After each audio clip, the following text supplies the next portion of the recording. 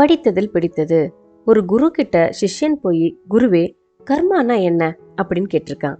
அதுக்கு அந்த குரு, இதுக்கு நான் விளக்கத்தை சொல்றதுக்கு முன்னாடி ஒரு கதையை சொல்றேன், அதை கேளு அப்படின்னு சொல்லி ஒரு கதை சொல்ல ஆரம்பிச்சிருக்காரு. ஒரு நாட்டோட மன்னன் நகர்வலம் போயிட்டு இருக்கும் போது ஒரு குறிப்பிட்ட கடையை பார்த்தோன்ன பக்கத்துல இருக்க மந்திரியாரை கூப்பிட்டு, மந்திரியாரே எனக்கு என்னன்னு தெரியல, இந்த கடையில வேலை செய்யறவனை பயங்கரமா தண்டனை கொடுத்து தூக்குல போட்டு கொல்லணும் போல தோணுது அப்படின்னு சொல்லியிருக்காரு. இதை கேட்ட மந்திரியாரோ ஆச்சரியப்பட்டு மறுநாள் யாருமே இல்லாம அந்த கடைக்கு போய் விசாரிக்க போயிருக்காரு.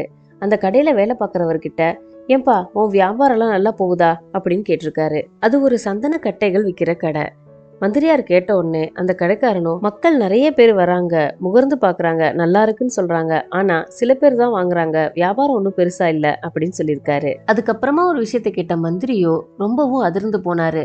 அப்படி அவன் என்ன சொன்னானா, எனக்கு வியாபாரமே ஆக மாட்டுது, ஒருவேளை இந்த நாட்டு மன்னர் இறந்து போயிட்டாருன்னா நிறைய சந்தனக்கட்டைகள் தேவைப்படும், அப்ப நடக்கிற வியாபாரத்துல என்னோட கடன் எல்லாம் தீர்ந்து நான் ரொம்ப சந்தோஷமா இருப்பேன் அப்படின்னு சொல்லியிருக்கான். இதை கேட்ட மந்திரிக்கோ முதல் நாள் மன்னர் சொன்னதுக்கு காரணம் புரிஞ்சது. இந்த கடைக்காரரோட கெட்ட எண்ணங்கள் தான் மன்னர் மனசுல வந்த எதிர்மறை எண்ணங்களுக்கு காரணம் அப்படின்னு முடிவு பண்ண மந்திரியோ அவர்கிட்ட கொஞ்சம் சந்தனக்கட்டைகளை விலைக்கு வாங்கி நேரா மன்னன் கிட்ட போய், மன்னா நேத்து நீங்க சொன்ன அந்த சந்தன மர கடைக்காரன் உங்களுக்கு இதை பரிசா கொடுத்தான் அப்படின்னு சொல்லி அந்த சந்தனக்கட்டைகளை அரசன் கிட்ட கொடுத்தாரு மந்திரி. அதை வாங்கி முகர்ந்து பார்த்து மகிழ்ந்த மன்னனோ, இப்படிப்பட்ட ஆளுக்கு எந்த ஒரு தப்பும் செய்யாம தண்டனை கொடுக்கணும்னு நினைச்சிட்டமே, எவ்வளவு பெரிய தப்பு பண்ணிருக்கோம் அப்படின்னு நினைச்சு சில பொற்காசுகளை எடுத்து மந்திரியார்கிட்ட கொடுத்து, மந்திரியாரே இதை கொண்டு போய் அந்த கடைக்காரன்ட்ட கொடுத்துருங்க அப்படின்னு சொல்லியிருக்கிறாரு.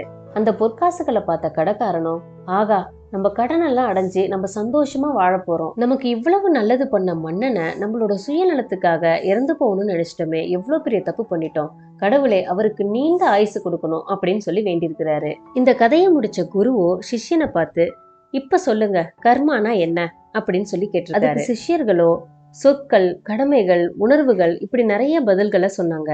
இதை கேட்ட குருவோ, இது எதுவும் கிடையாது, கர்மான்றது நம்மளோட எண்ணங்கள் மட்டும்தான், நம்ம அடுத்தவங்க மேல நல்ல எண்ணங்களும் அன்பான எண்ணங்களும் வச்சிருந்தா மட்டும்தான் அந்த நேர்மறை எண்ணங்கள் நமக்கு வேற ஏதாவது ஒரு வழியில சாதகமா திரும்பி வரும். மனசுல தவறான எண்ணங்கள் இருக்கிறவங்களால சந்தோஷமா இருக்கிற மாதிரி நடிக்க முடியுமே தவிர வாழ்க்கையில அந்த சந்தோஷத்தை அனுபவிக்க முடியாது. அதனால நம்மளோட எண்ணங்கள் நல்லதா இருந்தா நமக்கு நல்லது மட்டுமே நடக்கும் அப்படின்னு குரு சீடன் கிட்ட சொல்லி முடிச்சாரு.